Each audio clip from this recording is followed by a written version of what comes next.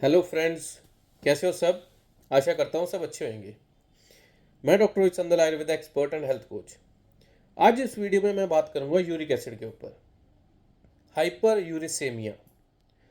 Now A days in India uric acid की problem बहुत तेज़ी से बढ़ रही है। जैसे जैसे एज बढ़ती है, साथ साथ ही uric acid, joint pains, arthritis की दिक्कतें बहुत बढ़ रही हैं। अगर यूरिक एसिड बढ़ने पे प्रॉपर टाइम पे अगर उसका ट्रीटमेंट ना हो पाए तो जॉइंट पेन्स की प्रॉब्लम, अर्थराइटिस की प्रॉब्लम, चाहे वो ऑस्टियोआर्थराइटिस है चाहे वो रिमोटॉइड अर्थराइटिस है, इन्फ्लामेशन, ये दिक्कतें बढ़ती हैं, जिससे कि किडनी स्टोन्स, डायबिटीज़ होने की जो प्रॉब्लम है बहुत तेज़ी से बढ़ रही है। आज इस वीडियो में बात करूंगा कि हम यूरिक एसिड को कैसे कंट्रोल कर सकते हैं और क्या हम डाइट फॉलो करें कि जिससे यूरिक एसिड कंट्रोल में रहे, और हमारा अगर यूरिक एसिड बढ़ा हुआ है तो हम उसको किसके कैसे मैनेज करें। अगर यूरिक एसिड कंटिन्यूस बढ़ रहा है तो ये आगे कोई ना कोई कॉम्प्लिकेशंस क्रिएट कर देता है, किडनी स्टोन फॉर्मेशन कर देता है, डायबिटीज क्रिएट कर देता है, ब्लड रिलेटेड प्रॉब्लम्स क्रिएट कर देता है।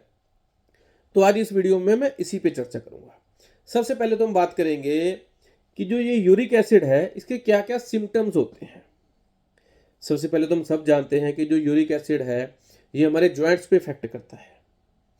यूरिक एसिड का जब हमारे डाइजेशन में हम प्रोटीन का इंटेक बढ़ाते हैं तो वो यूरिक एसिड को बढ़ा के हमारे जॉइंट्स पे इन्फ्लामेशन कर देता है, जिससे जो इसके सिम्टम्स है, इसके सिम्टम्स क्या क्या होते हैं यूरिक एसिड के। जॉइंट पेन रहना, मोस्टली पैरों में दर्द रहना, पैरों के जो अंगूठे हैं, थंब है जहाँ पे, वहाँ बहुत सीवियर पेन होना, स्वेलिंग हो जाना, बॉडी के बाकी जॉइंट्स में पेन रहना, स्वेलिंग आने लग जाना।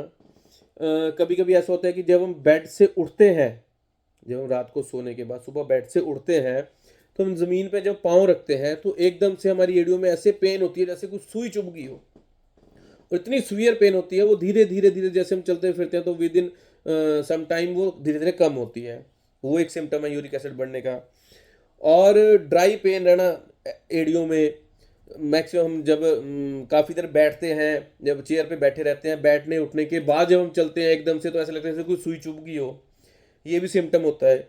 उसके बाद बॉडी में शुगर लेवल का अप एंड डाउन रहना, कभी बॉडी शुगर लेवल बढ़ जानी, कभी कम हो जानी, जितनी नॉर्मल रेंज चाहिए उससे भी कम हो जाना।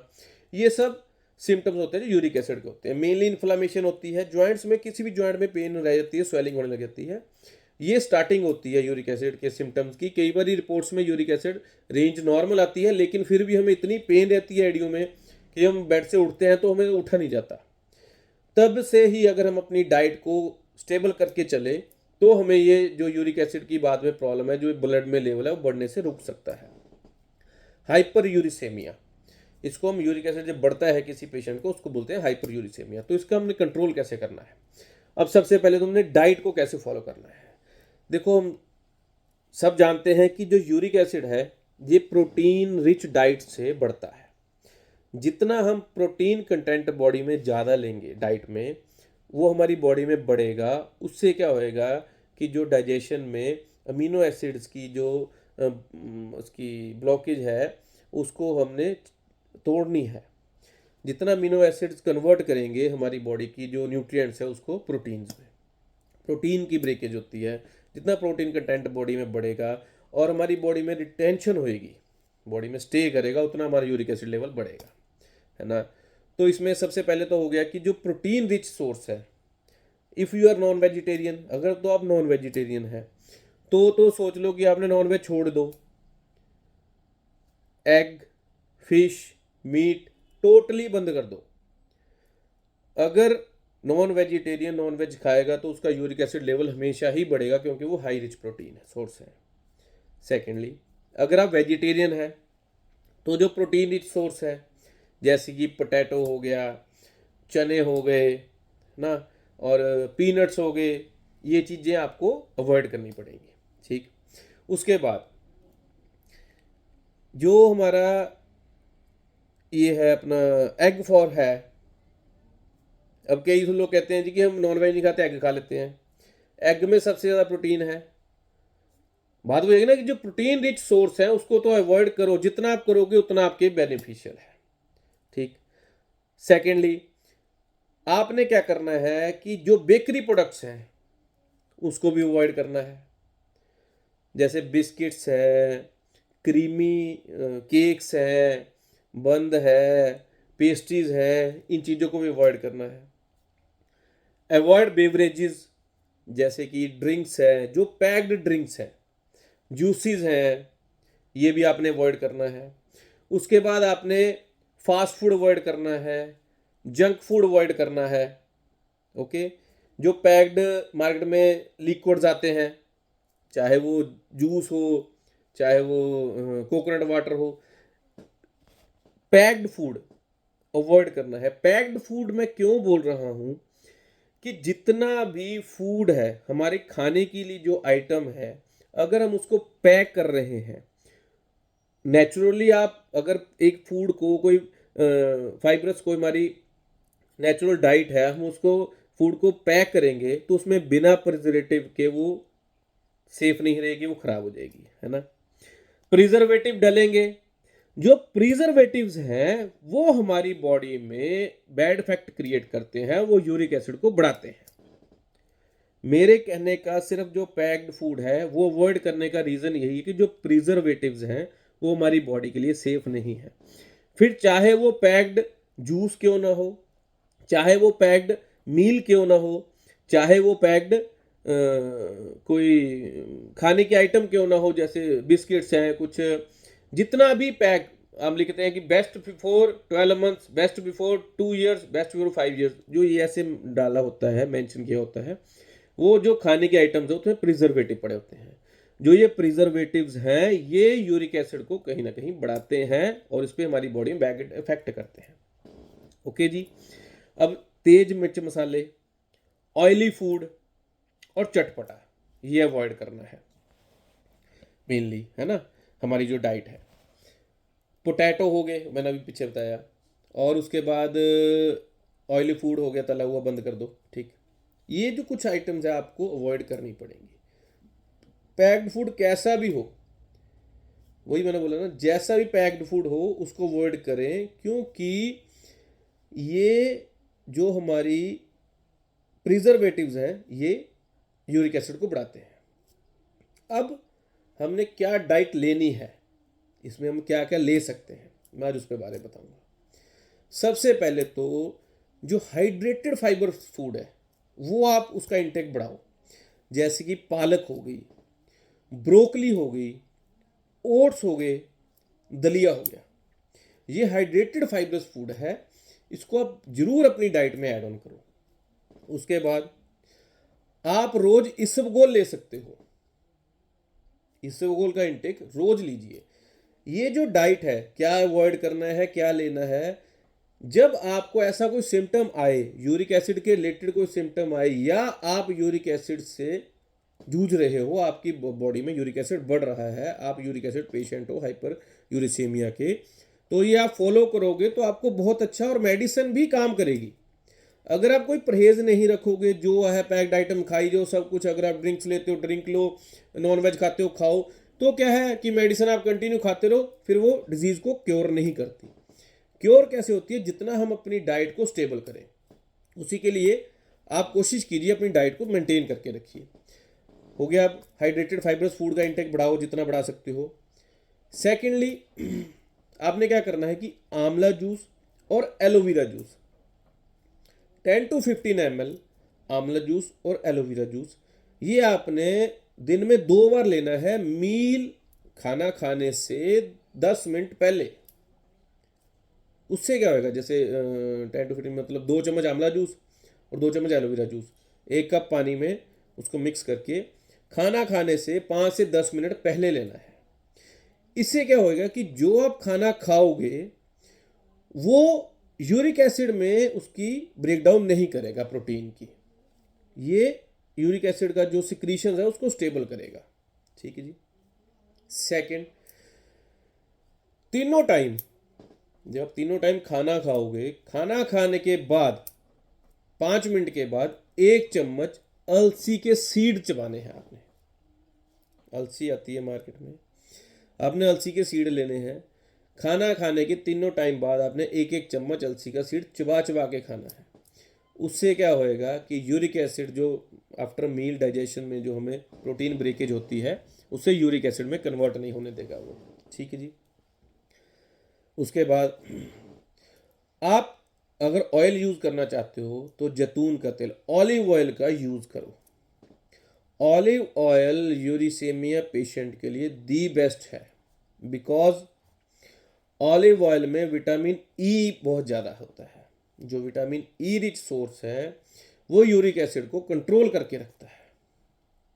नेक्स्ट, यूरिक एसिड में पेशेंट में आपने मील से 15 मिनट पहले एक अखरोट खाइए दिन में 2 बार। अब अखरोट के क्या फ़ायदे हैं? जो अखरोट है, अखरोट खाने से डाइजेशन में जो अमीनो एसिड्स है उसकी ब्रेकडाउन को कंट्रोल करता है, जो कि प्रोटीन, जो अमीनो एसिड क्या करते हैं, प्रोटीन को यूरिक एसिड में ब्रेकेज करके कन्वर्ट करते हैं।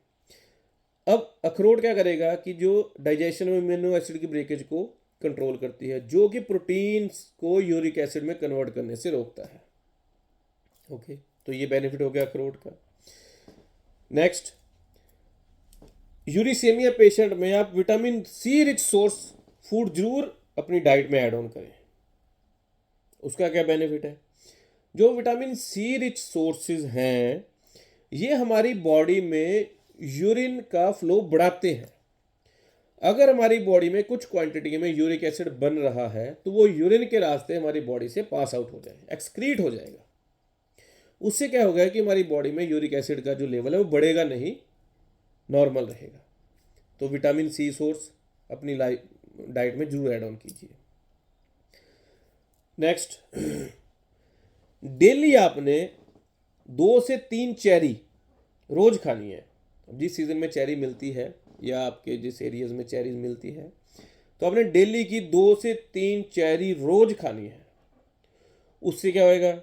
एक तो यूरिक एसिड नहीं बनेगा, कंट्रोल में रहेगा। सेकेंडली क्या होएगा कि ये जॉइंट्स में जो एसिड क्रिस्टल्स जमते हैं, जिसको हम स्वेलिंग और इन्फ्लामेशन होती है बाद में यूरिक एसिड केसेस में, जो चेरी है ये जॉइंट्स में एसिड की जो क्रिस्टल्स की जमने नहीं देगा, उसको फ्रीज नहीं होने देगा, उसको बॉडी में से डिसॉल्व करता रहेगा, ब्लड में घुल जाएगा, यूरिन के थ्रू एक्सक्रीट हो जाएगा। तो चेरी जरूर खाएं। अब ये तो होगी हमारी डाइट, है ना। बाकी जो नॉर्मल फाइबर है, फाइबरस हाई रिच फूड खाएं। इसमें इसबगोल जरूर लें। इसबगोल की जो फक है, जो हस्क होती है इसबगोल की, वो आप डेली अपनी रूटीन में ऐड ऑन करें, दही के साथ लें, बहुत ही बढ़िया रिजल्ट है। अब हम कुछ एक्सरसाइजेज हैं जो हमें बॉडी में रूटीन हमने यूरिक एसिड कंट्रोल करने के लिए करनी है। पेशेंट, डॉक्टर बोलते हैं जी कि सैर कीजिए। सैर करना यूरिक एसिड में बहुत अच्छा है, लेकिन सैर कैसे की जाए? हम चलते हैं, 2 4 लोग इकट्ठे हो जाते हैं, हम चलते चलते गप्पे मारते जाते हैं, दैट इज़ नॉट अ सैर। इससे हमारी बॉडी को कुछ बेनिफिट नहीं मिलेगा। आपने डेली 30 to 40 मिनट्स कंटिन्यूज एक तेज स्पीड में, इट्स नॉट अ बिल्कुल स्लोली स्लोली, ऐसा नहीं, एक नॉर्मल सी तेज स्पीड में आपने 30 to 35 मिनट्स चलना है। उससे क्या होएगा कि जितना हम एक नॉर्मल स्पीड से ज़्यादा स्पीड में चलेंगे तो वो हमारी ब्लड, बॉडी में जो ब्लड की सर्कुलेशन है उसको फास्ट करेगा। अगर हमारे जॉइंट्स में कहीं ना कहीं इन्फ्लामेशन है, ब्लड की ब्लॉकेज हो रही है, ब्लड कहीं रुक रहा है, इन्फ्लेम्ड हो रहा है, यूरिक एसिड स्टे कर रहा है, वो कुछ नहीं होएगा। उससे हमें बहुत बेटर रिजल्ट मिलेगा। जितना हम 30 to 40 मिनट्स तेज चलेंगे वो हमारी बॉडी को उतना ही बेनिफिट देगा। ब्लड सर्कुलेशन फास्ट होएगी, जिससे कि जो यूरिक एसिड है वो ब्लड में से किडनी फिल्टर करके यूरिन के थ्रू बाहर एक्सक्रीट कर देगी। वाटर का इंटेक बढ़ाओ, जितना वाटर ज़्यादा पियेंगे, लिक्विड डाइट ज़्यादा लेंगे, उतना हमें बेनिफिशियल है। फ्रेश जूस लीजिए, जितना विटामिन सी सोर्स है, फ्रेश जूसेस है, उतना हमारी बॉडी के लिए बहुत अच्छा है, क्योंकि वो यूरिन के थ्रू एक्सक्रीट करके यूरिक एसिड को बाहर निकाल देती है। अगर इसमें आप योगा कर सको तो बहुत अच्छा है। प्रॉपर नींद लीजिए, ऐसी जो मैंने आपको कुछ हमारे सिम्टम्स है और क्या हमने नहीं लेना है डाइट में और क्या लेना है, इस वीडियो मैंने आपको बताया यूरिक एसिड के रिलेटेड। अगर आप इस डाइट को फॉलो करेंगे तो मैं गारंटी देता हूँ कि अगर आप यूरिक एसिड की कोई मेडिसिन ले भी रहे हो तो उसका बहुत अच्छा रिजल्ट मिलेगा और आपकी बॉडी में यूरिक एसिड मेंटेन रहेगा। अगर आप अपनी डाइट को फॉलो नहीं करेंगे तो मेडिसिन भी यूरिक एसिड में असर नहीं करती, ये प्रॉब्लम्स बढ़ाती है और जिससे कि जो जॉइंट रिलेटेड प्रॉब्लम्स है वो आगे बढ़ेगी, अर्थराइटिस में कन्वर्ट हो जाएगी, वो दिक्कत क्रिएट करती हैं, जॉइंट्स बेंड होने लग जाते हैं, अपना अर्थराइटिस की प्रॉब्लम क्रिएट हो जाती है, ऑस्टियोपोरोसिस की प्रॉब्लम क्रिएट हो जाती है। तो हमें इन सब से बचना है। जैसा कि मैंने इस वीडियो में बताया, आप डाइट फॉलो कीजिए और मैं श्योरिटी देता हूँ आपको कि आपका यूरिक एसिड कंट्रोल रहेगा और आपको कोई जॉइंट के रिलेटेड दिक्कत भी नहीं होगी इन फ्यूचर। तब अब नेक्स्ट कुछ आऊँगा फिर नया कुछ लेके, तब तक के लिए नमस्कार। फिर मिलेंगे नेक्स्ट वीडियो में। Thank you.